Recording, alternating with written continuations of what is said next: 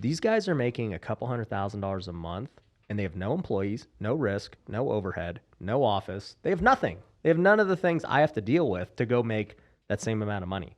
And I was like, I'm in the wrong business. You mentioned you bought Graham Stephan's course. Yeah.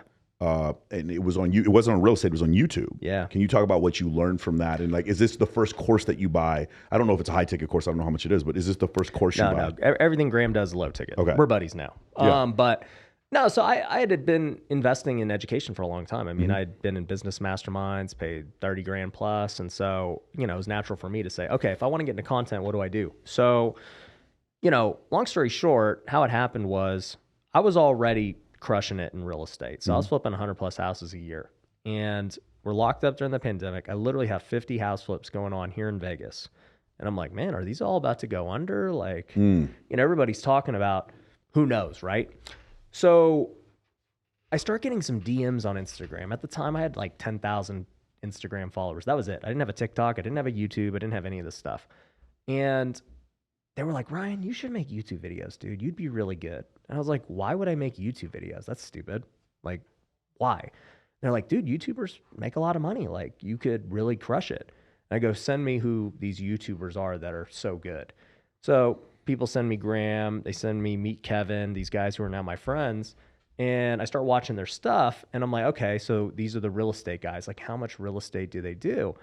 And I mean, no offense to them, but they weren't really doing anything. Yes. But they were really good at content. And I was like, wait, these are the guys that you guys look up. They don't even run a business. Like, they have a couple of properties. I had this exact same conversation with a real estate agent about you, not 24 hours ago. Oh, really? Yeah. And I was like, I do all this and this. And I was like, no, you don't understand. The content is what's most important. Yeah. But it's really hard. Like, if you're, this is a really weird analogy. I do these weird debates. I'll debate people all the time. One of the debates I keep getting sucked into is flat earth debates. I debate flat earthers because because I have a background in physics. I'll have a debate with them. I'd love to know what they think. Yeah. That's a totally different thing. So I'll have them on and I'll have a physicist on with me. And the physicist, I will tell you right now, if you have a physicist with 3 PhDs versus a flat earther, the physicist will lose every debate. Because the physicist understands the science and the flat earther is a debater. Yeah. And the debater, so it doesn't make any sense because you're like, how can you lose a debate where you're objectively correct? And you'll watch it happen and the guy just gets buried. I've seen 100 of these. That's why whenever I debate flat earthers, they yell and I yell even louder because that's the only way of winning. And so you'll watch it and you come to the realization is like the substance doesn't really mean as much as your ability to articulate the idea. Yeah. And so that's why, and you'll get in the same thing with guys who sell cars, guys who flip houses, guys who are in any of this content creation stuff. They'll be like, yeah, but this guy, he just makes YouTube videos. And I'm like, no, that is the thing now. And that's what people don't understand. So I tell my clients all the time, social media is fake, and I'm okay with that because the money's real. So in your situation, go back to this whole thing. Like you're skeptical because you're in the dirt flipping 100 houses, so that you're doing the thing that most realtors can't do. 100 flips, get the fuck out of here. Yeah. Sorry. And then we have the situation where you now start making content, and you're like saying, "Is this guy as viable as me?" Yeah. Because he's making content, but he doesn't do as much as I do, and it makes you think either one, I don't like YouTube, which a lot of people do that. Be like, these people are all fake. But in your case, you're like, no, I can actually produce better content. Yeah. Well, I think what happened was I looked at them and one day they made a video talking about how much they made from YouTube. And both of them at that time, they were showing they're making a couple $100,000 a month. And I go, wait a minute, hold on. These guys are making a couple $100,000 a month and they have no employees, no risk, no overhead, no office. They have nothing. They have none of the things I have to deal with to go make that same amount of money. And I was like, I'm in the wrong business. Like it just dawned on me that I was doing the wrong thing. And I was like, these guys are actually really smart. And a lot of my buddies who are really savvy investors running big businesses, they're just mainly being haters. They're like, dude, these freaking guys, why does everybody listen to them? They should be listening to me, blah, blah, blah. And I was like, you guys got it wrong, dude. You just need to go do it. Yes. It's a totally different skill set. So anyways, I'm like, I'm going to go learn that skill set. So I'm like, I'll just learn it directly. So I buy Graham's, I buy Kevin's. I go get my now friend Sean Cannell's stuff at Think Media, all these guys. And I just absorb content for like a month straight of just like, hey, what do you do to be an effective YouTuber and everything else, right? So I come up with this plan and I'm like, all right, I'm going to do it.